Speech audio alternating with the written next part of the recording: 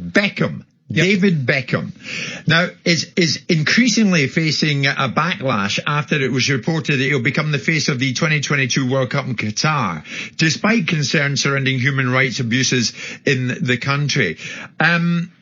Is there a conflict here in terms of what Beckham has done in the past? Does it contradict what he's going to do in 2022? Yes and no. That wouldn't be the primary element of hypocrisy that I would level at David Beckham for this, because this is a tournament that is steeped in corruption, in a sport that he has made his name and fortune and reputation from, and one he purports to love. So he shouldn't really want to be overly attached to a sporting regime that has put forward a tournament that's steeped in corruption, that also is going into a country that's conflicted by human rights issues, that marginalises certain members of society, and doesn't give them the same rights. That has the hypocrisy, as a country that has a variety of challenges. So what makes Beckham want to be involved in promoting and legitimising an event to such an extent? David says, because he's seen changes. I'm not sure how much time he spent in Qatar. What I would imagine the changes that he's seen is the size of the cheque they're prepared to write for him to be able to endorse and legitimise a set of circumstances that should not be legitimised, shouldn't be validated, shouldn't be polished up and made more consumable, shouldn't be washed through sport so that people forget the principles of the things that are being ignored in these countries, the human rights issues, the marginalisation of people in society, and the corruption of the event that was awarded to this country in the first place. So I think he's right to see himself getting a pile on. It's not because he's seen changes, it's because he's seen 150 million quid coming his way. Now, it's easy to sit on the sidelines and suggest what you would do or what I would do or anyone should do. And most people would look at it and go, well, I'm getting off 150 million quid. Maybe I would have the courage of my convictions and not do it.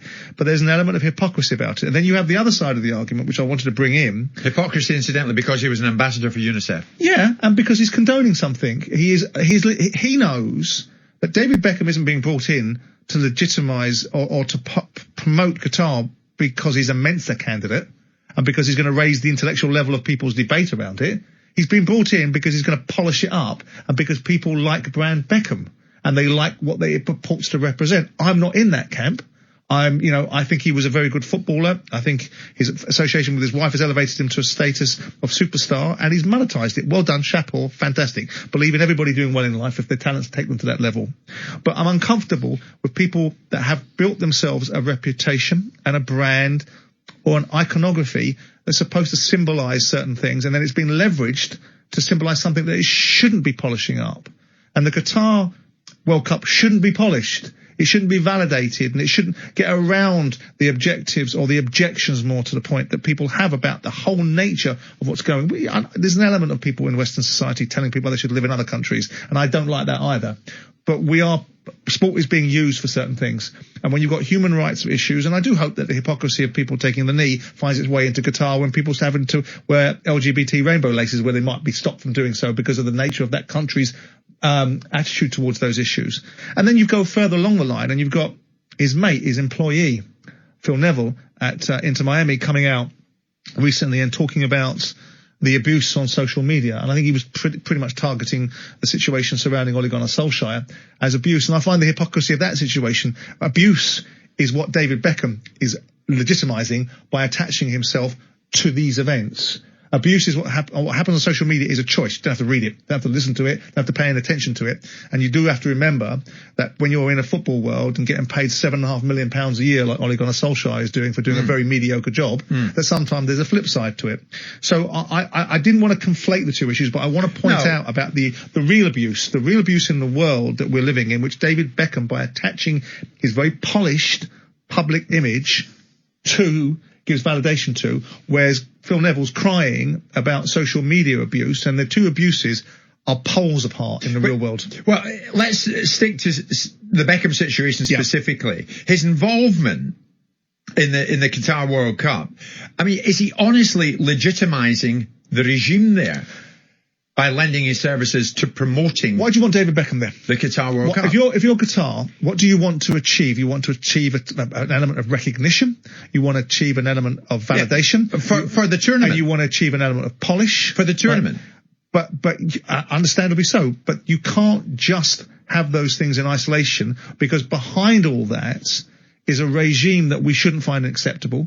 A tournament that shouldn't have been sanctioned in the manner that it was sanctioned, human rights issues that are real and live, and the only reason you want David Beckham is not for a spelling competition, is because you want to use that polished image that influences those people to see past what's really there, which is a corrupt tournament awarded in a corrupt way to a regime that has some things inside it that are totally unacceptable, and human rights issues that are off the scale of unacceptability. But you don't expect Beckham's advisors, Simon, to take him out, do you? You don't expect Beckham's advisors to take him out on the grounds of, David, don't get involved in this because it's a regime that it depends what is you frowned represent. upon. You can't usually polish it worldwide. one way and not polish it another. You can't sit there and suggest that you're for this and you're for that and take all the benefits of a very polished PR reputation that is supposed to index itself to valuable causes, but wanted to get itself a knighthood, was apparently disappointed that it didn't get itself a peerage, and then suggest that it's right in exchange for a big bag of money, because this is what it's all about. It's the same hypocritical argument that Anthony Joshua had when he was standing in Hyde Park telling people about Black Lives Matter, 150 but going across to Saudi Arabia and fighting in a regime over there. So it's not just unique to David Beckham, but David Beckham is already in a fantastic position. And I think you should pick and choose. If you want to operate in a certain way, I think you should pick and choose the values that you really have. And if the value that you have is the chasing of a pound, fantastic. That's great. We all do it. We all believe in the fact that we should have economic benefits in our life. And if someone's offering you a lot of money, but there are some things in life, if you achieved a position in life, we have to maintain certain values. And David Beckham knows that he's not being leveraged here because he is the cleverest man on the planet. He's being leveraged here because his reputation influences people to look the other way. And that's what they want. Well, a source close to Beckham tells us this lunchtime some of the laws and beliefs in the region differ to his own. But the Qataris have always said that everyone will be safe and welcome at the World Cup in 2022, and that Beckham believes that commitment is sincere. Well, that's great, and that's fantastic for David Beckham, but we're not talking about over 4 weeks of a tournament. We're talking about the longevity of a regime, the attitude of a country, and its perpetuation of certain things that are flagrantly unacceptable to most civilized people. So you think even though it's close to the tournament, now he should disassociate himself from it? I don't think he should have associated himself. He is associating himself for one reason, because someone's offered him £150 million to do so. And that's a very compelling reason. But let's make sure we call it for what it is. Let's make sure that St. David is perceived in a certain way. When we look at certain things, we look at it through the correct prism. There's no envy. I don't do the envy side of things, but I've been successful and unsuccessful in equal measure. So I admire people being successful. But there's certain things in life you're supposed to stand for. And if you're a public domain figure that operates with such influence, maybe you should be judged upon that. That came to you